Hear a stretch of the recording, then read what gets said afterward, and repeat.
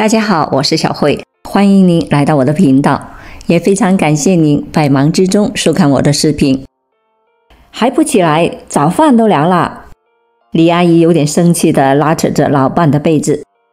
张叔今年60岁了，多年来一直都是睡眠质量不太好，深受失眠的困扰。近几年，张叔对于养生特别的热衷，经常在网络上看各种的养生的文章。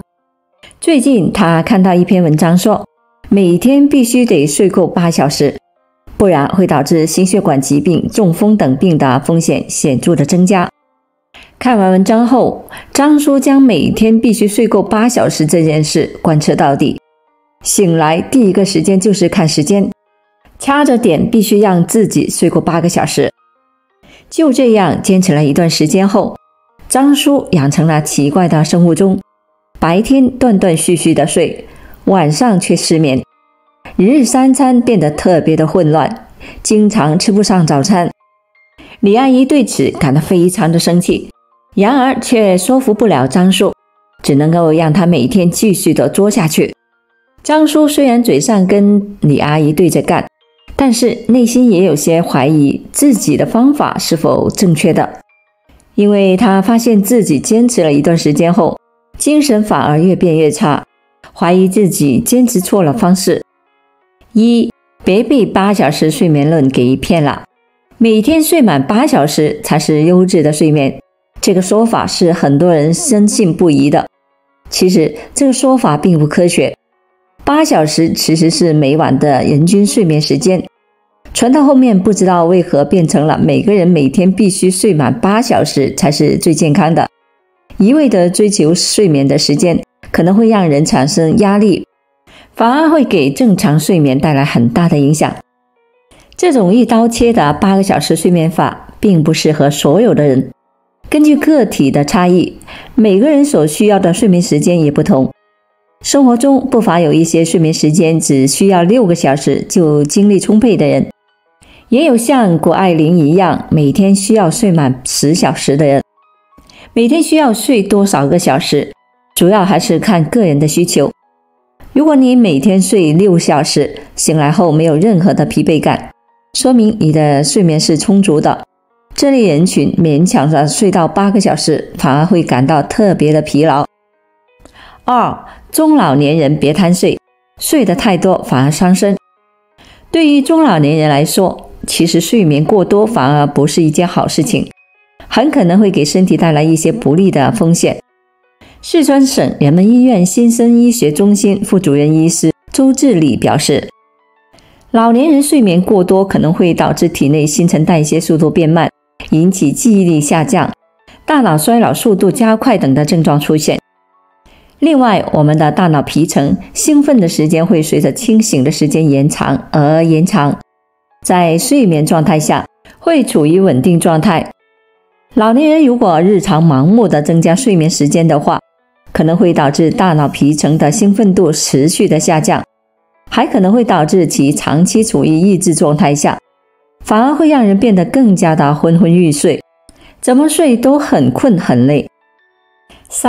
60岁后每天睡多久最为合适？那么对于老年人而言，到底我们该睡多久才是最健康的呢？不同的人群睡眠的时间其实是由睡眠周期做决定的，而睡眠周期就是体内的生物钟。一个睡眠周期大约是90到110分钟，中间可分为入睡期、浅睡期、熟睡期、深睡期、快速眼动期5种。每天夜间的睡眠时间会一直在睡眠周期内不断的变换。美国国家睡眠基金会推荐各个年龄段的适宜睡眠的时间为青少年14到17岁，范围扩大至8到10个小时；青年人18到25岁，7到9个小时；成年人26到64岁，7到9个小时；老年人65岁以上，范围为7到8个小时。因此60岁后，我们可以将睡眠的范围控制在7到8个小时，但其实实际的睡眠时间因人而异。一些人由于工作性质等的原因，无法的保证每天都正常的入睡。对于一些需要熬夜的人群而言，在熬夜之后，白天再补足8个小时，是否和夜间睡眠一样呢？当然不一样。从科学的角度来讲，熬夜后补眠和正常时间睡眠是完全不同的两个概念。因为在夜间11点到凌晨3点之间，身体会分泌褪黑素和各类的促进身体机能恢复的生长激素。在白天睡觉时，这些激素并不会分泌，所以白天补觉也不能弥补对身体带来的损伤。4. 睡多睡少都不好，别再大意了。1. 睡少了，变胖变丑，癌症风险会提高。在睡眠不足的前提下，身体内部的荷尔蒙平衡会被打乱，导致消化系统会出现紊乱，让人体会进食量增加，引起身体肥胖。睡眠不足还会导致身体压力倍增，继而释放皮质醇。皮质醇会抑制胶原蛋白的合成，皮肤的衰老也会因此而按下了加速键。美国癌症协会流行病学的首席科学家研究发现，年龄小于65岁，每日睡眠3到5个小时的男性，罹患前列腺癌的风险相较于每日睡眠7个小时的男性增加了 55%。2. 睡多了，越睡越累。相信很多人在日常都有过这样的体验，明明睡了很长时间了，但总是觉得越睡越累。这是因为人体处于睡眠状态下时，睡眠的中枢会处于兴奋的状态，而其他的神经中枢长时间被抑制，即便在醒来之后也会恢复得很缓慢，会让人感觉无精打采，昏昏沉沉的，越来越累。值得提醒的是，除了睡眠的时间以外，日常还需要注意是睡眠的方式。这几种错误的睡眠方式很可能你还在做。5. 拓展阅读。人睡3觉，命比纸薄。有3种觉要少睡。1. 运动后回笼觉。在锻炼的过程中，心血管机能活动加强，骨骼肌等外周毛细血管开放，身体的血流量也会随之增加，来适应身体机能的需要。而运动时，骨骼肌又会有节奏性的收缩，对血管产生挤压，促进静脉血回流。如果运动之后马上入睡的话，会导致静脉血管失去了律动作用，血流由于重力的作用会挤留在下肢静脉血管里，导致回流量减少，心输出量也会随之下降，容易因此而出现脑部缺血、心肌缺血，对于心肺功能的恢复也十分不利。2. 打鼾睡觉。不少人认为打鼾是睡得香的表现，这个想法并不正确。打鼾很可能是睡眠呼吸暂停综合症所致。患有该病的患者发生多种疾病的风险都比正常人高上许多，高血压风险增加3倍，心梗、脑出血风险分别增加 2.5 倍。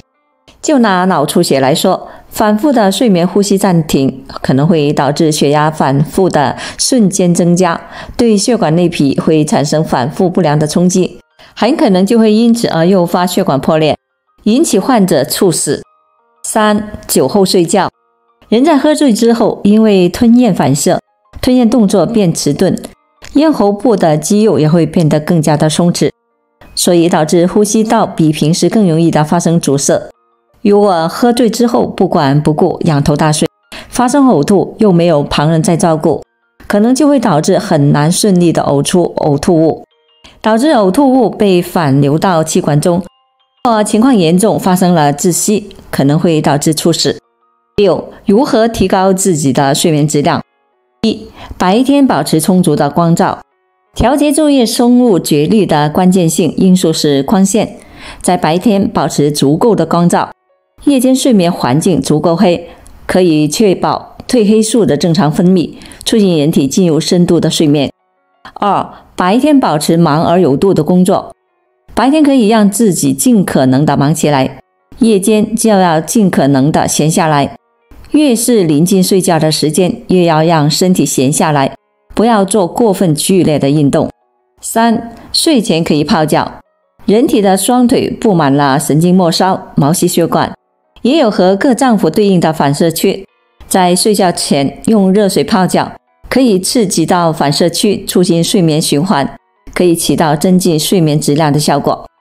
4. 冥想、深呼吸促入睡。冥想、深呼吸都是促进睡眠的方式。在日常，我们可以多尝试找到适合自己的心理减压和心理调试方式，不断的练习强大，可以让自己更快的进入到睡眠的状态下。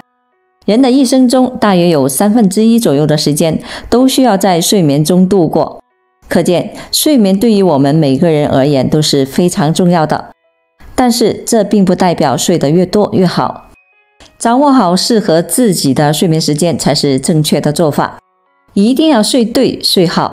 希望你能拥有一个好的健康睡眠。好了，朋友们，今天所分享的视频内容就到这里了。制作视频不易，朋友们，如果您觉得我分享的视频内容对您有所帮助的话，就请您给我点个赞吧。您的每个留言和点赞都是我进步最大的动力，也非常欢迎您到评论区分享您的生活经验。非常感谢您的支持和鼓励，我们下期见。